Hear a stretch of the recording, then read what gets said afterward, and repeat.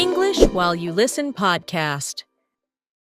If I gave you $1 million right now, would it make you happy? What kind of question is that to start with? A serious one. I'm Emma, and this is episode 4 of English While You Listen podcast. And I'm Daniel. And yes, Emma, I think $1 million would make me pretty happy, at least temporarily. But that's the key word, temporarily, which is exactly what we're exploring today. Right. Today's question is deceptively simple. Does money buy happiness? Or more specifically, how much do you really need to earn to be happy? And I promise you, the answer is going to surprise you. We're going to look at actual research, real stories from lottery winners and billionaires, and some fascinating studies that completely changed how I think about money. For our listeners, whether you're learning English or just curious about this topic, we're going to have a natural conversation, introduce useful vocabulary, and hopefully give you something interesting to think about. Quick question before we dive in, Daniel. On a scale of 1 to 10, how important is money to your happiness right now? Oh, putting me on the spot. Maybe a 6 or 7? It's important, but it's not everything. Interesting. Let's see if that number changes by the end of this episode. Challenge accepted. Let's get into it. Okay, so let's start with the big question. Does money buy happiness? What does the research actually say? Well, there's this famous study from 2010 by Daniel Kahneman, he's a Nobel Prize-winning economist, and Angus Deaton. They found something really specific. I've heard about this one, the $75,000 threshold, right? That's the one. They discovered that in the United States, emotional well-being, your day-to-day happiness, rises with income, but only up to about $75,000 a year. After that point, more money doesn't significantly increase your daily happiness. So threshold, that means a point where something changes or begins. So $75,000 is the threshold where additional money stops buying additional happiness. For day-to-day emotions, yes. Though interestingly, life satisfaction, how you evaluate your life overall, continues to rise with income even beyond that point. Life satisfaction. That's your overall evaluation of your life quality, how content you are when you step back and assess everything, different from moment-to-moment happiness. You might earn $200,000 a year and feel proud when you think about your career and achievements. That's life satisfaction. But you're not necessarily happier on a Tuesday afternoon than someone earning $80,000. That's fascinating. So more money makes you feel more successful, but not necessarily more joyful. That's a good way to put it. Though I should mention there's recent research from 2021 by Matthew Killingsworth that challenges this. He found that happiness continues to rise with income, even beyond $75,000. So the research conflicts? The research has nuance. Killingsworth's study suggests that for most people, more money does bring more happiness, but there are diminishing returns. Diminishing returns, when you get less and less benefit from each additional unit of something. Like the first slice of pizza is amazing, the fifth slice is just okay. Perfect example. Going from $30,000 to $60,000 has a massive impact on happiness. Going from $200,000 to $400,000, much smaller impact, diminishing returns. That makes intuitive sense. When you're struggling to pay rent and buy food, more money fundamentally changes your life. When you're already comfortable, an extra $200,000 just means what? A fancier car? A bigger house you spend less time in because you're working more to afford it. Which brings us to an important concept, hedonic adaptation. Oh, I love this term, hedonic adaptation, also called the hedonic treadmill. Can you explain it? It's the tendency of humans to return to a relatively stable baseline level of happiness despite major positive or negative life changes. You get a huge raise, you're thrilled for a few weeks or months, but then you adapt to your new lifestyle and your happiness returns to baseline. Baseline, your normal, typical level, your starting point that you tend to return to. It's like when you buy a new phone. For the first week, you're so excited about it.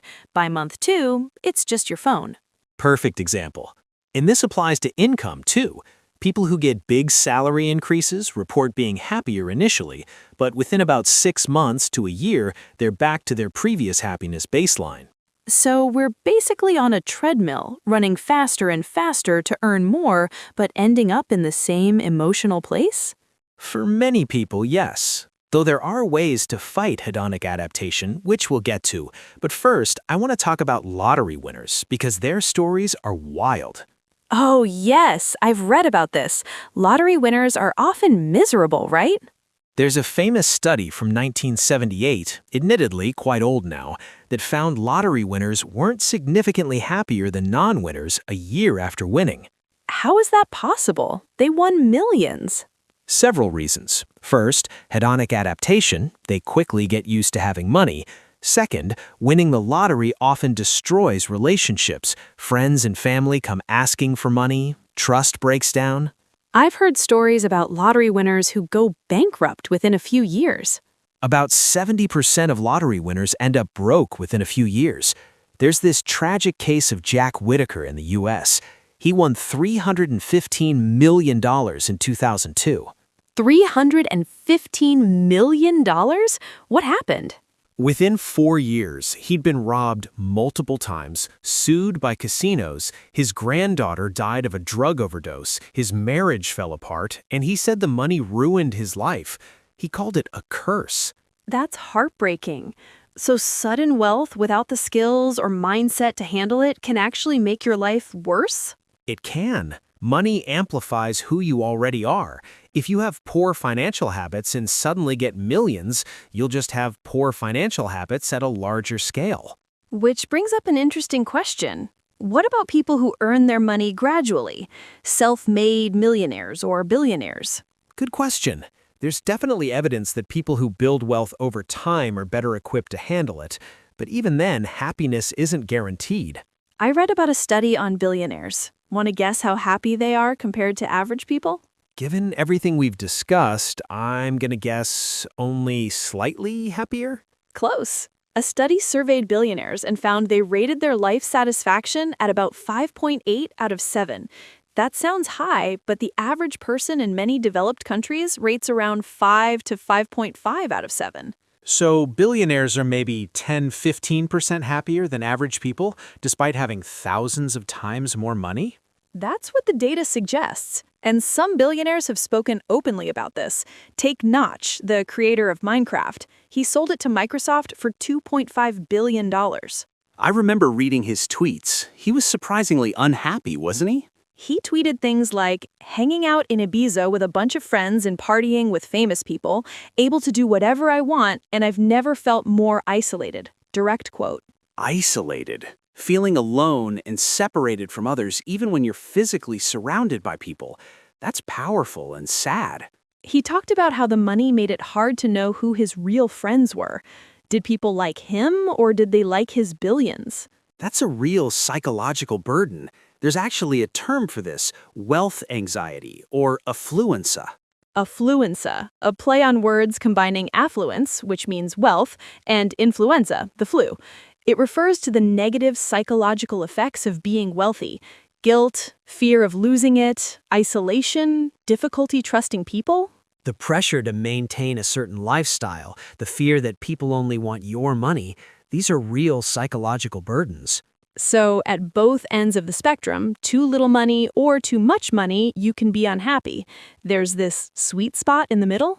Research suggests there is, and it's probably lower than most people think.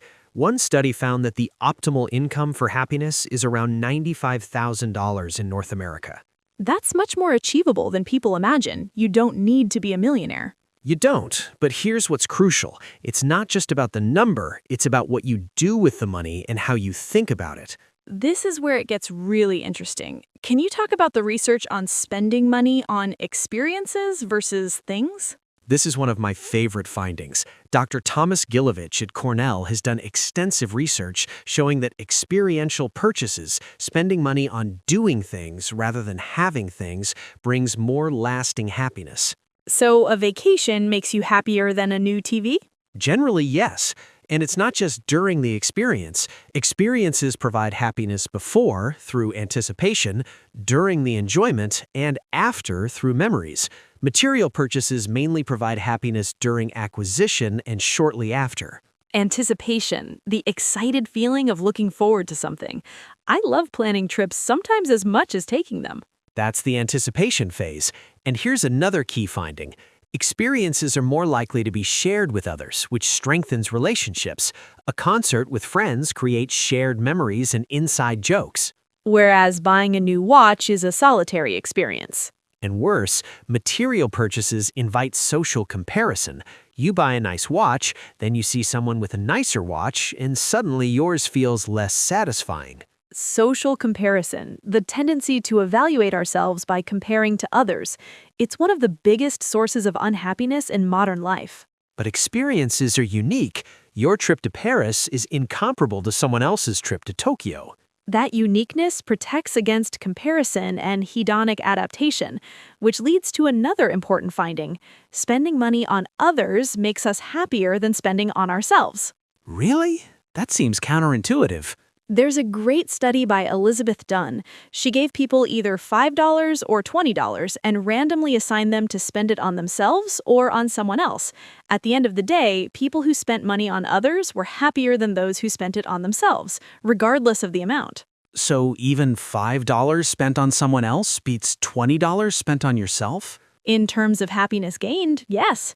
This is called pro-social spending, using money to benefit others, whether through gifts, charity, or helping people. And this works because it strengthens social connections, gives us a sense of purpose, makes us feel generous and capable. There's even evidence it's cross-cultural.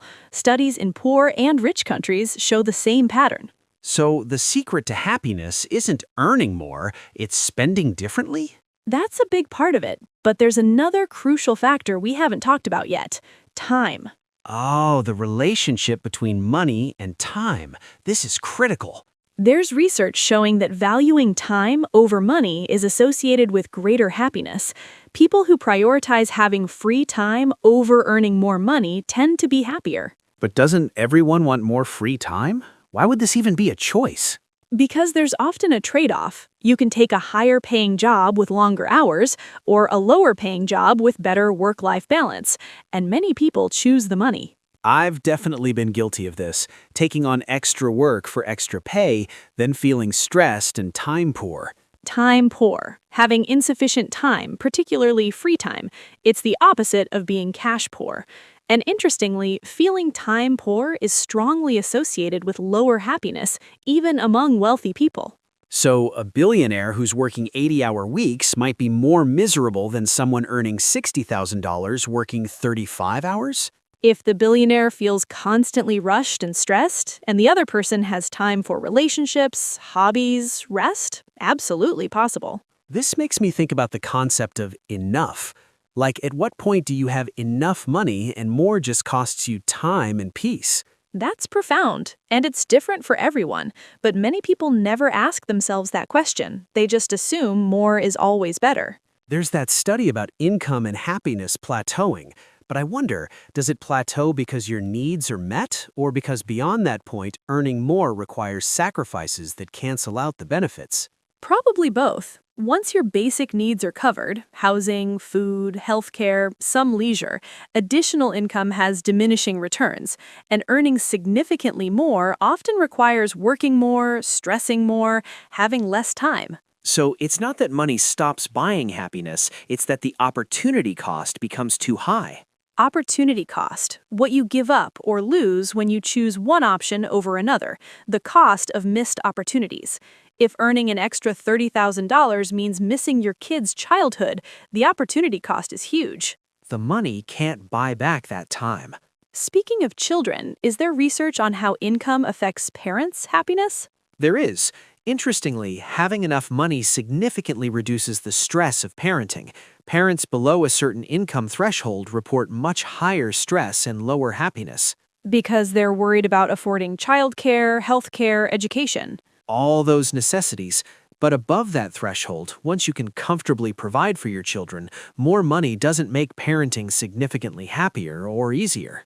A wealthy parent isn't necessarily a happier parent. Not necessarily, and sometimes the pressure to provide an expensive lifestyle, private schools, endless activities, creates new stresses. It becomes a financial burden. Financial burden, a financial responsibility or expense that causes stress or hardship.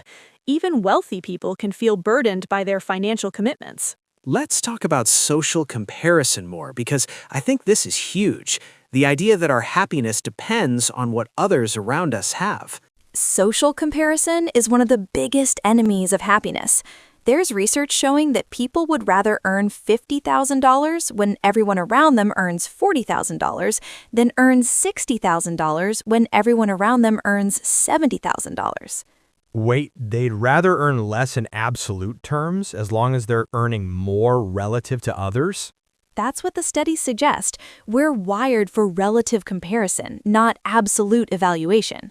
That's depressing. So you could be objectively well off but feel poor because your neighbors are richer? It happens all the time. Someone earning $200,000 in Silicon Valley feels broke because they're surrounded by millionaires. Someone earning $60,000 in a small town feels wealthy. Social media must make this so much worse. You're not just comparing yourself to your neighbors, you're comparing yourself to millions of people showing off their highlight reels. There's strong evidence that social media use is associated with decreased life satisfaction, partly because of constant upward social comparison. Upward comparison, comparing yourself to people who seem better off, makes you feel inadequate. So what's the solution? How do you escape the comparison trap? Gratitude practices help, actively appreciating what you have rather than fixating on what you lack. Gratitude, the quality of being thankful, appreciating what you have. There's solid research showing gratitude exercises increase happiness and life satisfaction. What about the concept of enough? Just deciding you have enough and opting out of the race for more. That's powerful if you can do it, but it requires going against cultural messages that more is always better. It's countercultural. In a consumer culture that constantly tells you you're not enough and don't have enough, saying I have enough is radical. I want to circle back to something we touched on earlier, the difference between making money and having money. Good distinction. The process of earning, if it involves work you find meaningful, can bring satisfaction independent of the income itself. So someone who loves their $50,000 job might be happier than someone who hates their $150,000 job. Research on job satisfaction strongly suggests this. Autonomy, competence, purpose, these matter more for happiness than salary, once you're above the poverty line.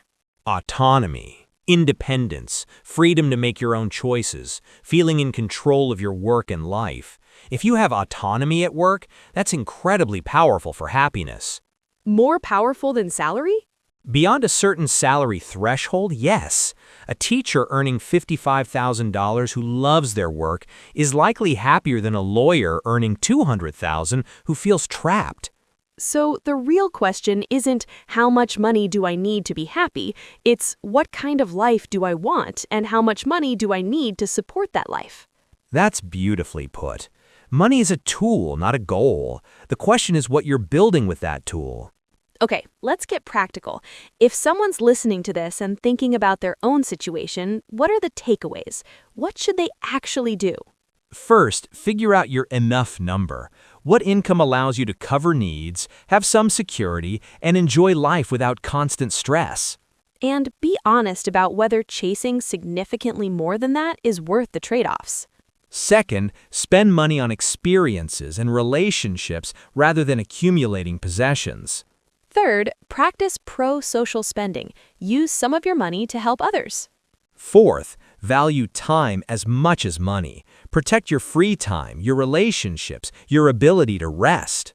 Fifth, limit social comparison. Stop measuring your life against others' highlight reels. And finally, cultivate gratitude for what you have.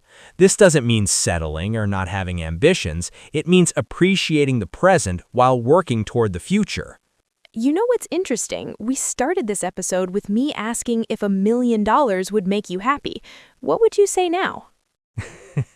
I'd still say yes, but with major caveats. It would make me happy if I used it wisely, investing in experiences, strengthening relationships, gaining more control over my time, maybe helping others. But it wouldn't make you happy just by existing in your bank account. It might make me feel more secure and satisfied with my life circumstances, but happier day to day? That would depend entirely on what I did with it and how I thought about it. I think that's the perfect summary of this whole conversation. Well, we've covered a lot of ground today. We really have. Let's recap the key points.